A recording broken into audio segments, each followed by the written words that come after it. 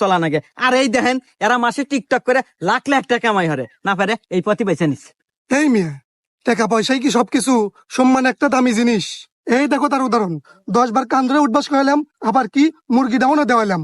চাইলে তোমাকেও দিতে পারতাম, দেইনি কেন জানো? কারণ তোমার গায়ে একটা আইনি সম্মানী পোশাক আছে, এই সম্মানের জন্য তুমি বেঁচে গেলা। সরি স্যার, আসলে আমি এতদিন এই বিষয়টা বুঝতে পারি নাই স্যার। আজকে আপনি আমার চোখ কান সবকিছু খুলে দিলেন স্যার। আমি আজকে বুঝতে পারলাম যে সম্মানী ব্যক্তিদের সম্মানী ব্যক্তিরাই সম্মান দেয়। এবারের মতো আমাকে মাফ করে দেন স্যার, আমি আর জীবনে এসব ভুল পথে পাও দেবো না স্যার। Salute sir. স্যার, আমাকে ক্ষমা করে দেন স্যার। আমি মূর্খ মানুষ, আজ বুঝতে পারলাম স্যার যে আপনার এই পোশাকের কতটা মূল্য। আমি আপনার সাথে অনেক ভুল বেয়াদবি করছি, অনেক অবহেলা করছি, আমাকে মাফ করে দিন।